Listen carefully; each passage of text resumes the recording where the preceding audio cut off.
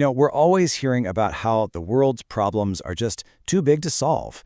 We've got a food crisis, an energy crisis, a water crisis. It can feel pretty overwhelming. But what if one of the most powerful solutions isn't some brand new technology, but a simple philosophy from Thailand? Let's dig into how a local idea might just hold a global answer. I mean, this question really gets to the heart of the whole thing, doesn't it? We're living as if we've got a backup planet just waiting for us. But, spoiler alert, we don't. And the math behind our consumption habits is starting to flash some pretty serious warning lights. So, let's put some real numbers on this. By the end of this decade, so not very far away, we are going to need to produce 50% more food to feed everyone on the planet. That is a huge jump in a ridiculously short amount of time.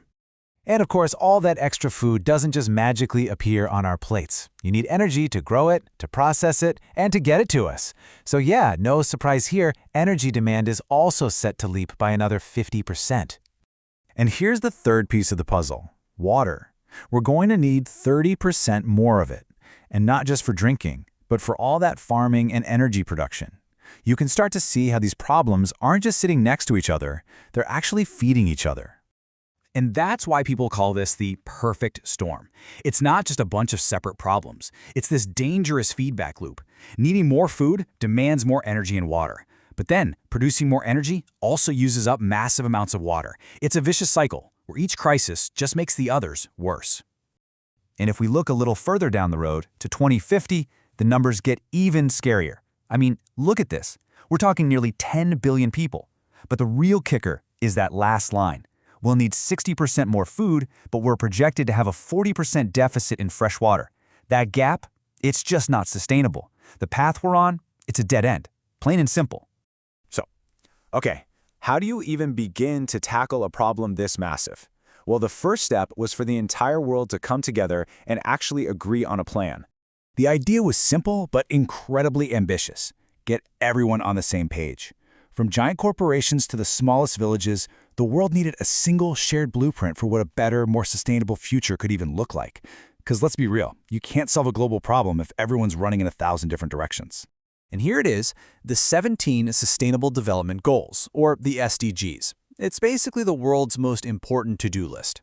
It covers everything from poverty and hunger to climate action, all tied together by one really powerful promise, to leave no one behind. But having a list of goals is one thing. How do you actually get there? While the SDGs give us the destination, every country still needs a way to navigate the journey. And this brings us to a really fascinating, homegrown approach from Thailand.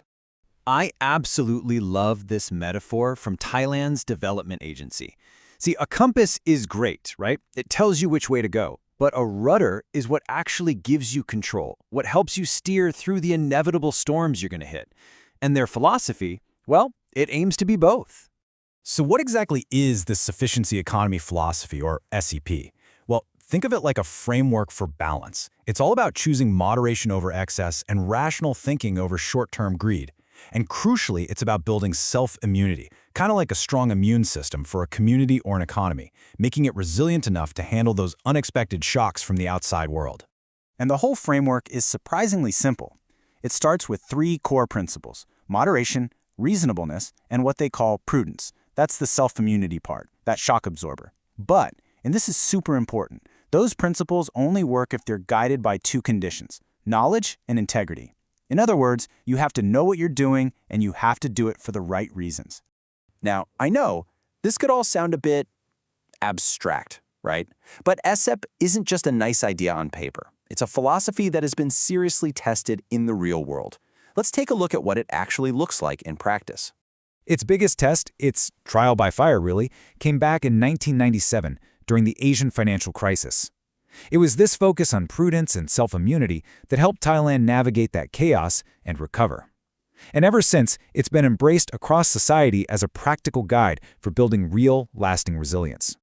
And this is the genius of it. SEP isn't some top-down, government-only policy. It's a way of thinking that can be used by anyone at any scale. Let me show you a few examples. So let's start with an individual, a farmer named Panay Kaujan. Instead of chasing a single, high-risk crop, he applied these principles of moderation and reason. He diversified his farm, he built up his knowledge of the land, and he created a stable, sustainable livelihood that wasn't just better for him, but ended up becoming an inspiration for his entire community. Okay, now let's scale that up to a community level. Take this hospital. It didn't just try to be the biggest or have the flashiest new tech. Instead, it used SCP to become resilient. That meant focusing on preventative care, using local resources wisely, and building a system that truly served the long-term health of its people, not just treating sickness when it happens. And yes, it even applies to a for-profit business. This company completely rejected the idea of growth at all costs. By applying moderation to their expansion plans and reasonableness to their supply chains, they built a company that's not just profitable, but stable and built to last, immune to the shocks that might totally wipe out a more reckless competitor. So we have the global goals, the SDGs, and we have this practical, proven philosophy. The last step? Connecting the dot. And this right here is where it all clicks into place. This Thai philosophy isn't just a local solution. Its core principles provide a direct, practical pathway to achieving those huge, global sustainable development goals. Let's just connect them really quick. The big global goal for sustainable consumption, well, that's just the principle of moderation scaled up for the whole world. The goal for responsible innovation and infrastructure, that comes from applying reasonableness to how we build our world and creating safe, resilient cities. That is the very definition of self-immunity. And those foundations of knowledge and integrity, they are the absolute bedrock for building the strong, trustworthy institutions the world so desperately needs. And because this connection is so clear and so powerful, this isn't just a Thai story anymore. Through its International Cooperation Agency, Thailand is now sharing this philosophy, using it as a blueprint for sustainable partnerships and projects all over the world. Which leads us with a really powerful thought, doesn't it? We spend so much time and energy looking for the next big technological fix for our global problems. But what if the most revolutionary solution wasn't something new at all? What if it's been there the whole time, hiding in plain sight? A simple, human-scale philosophy of balance, reason, and resilience.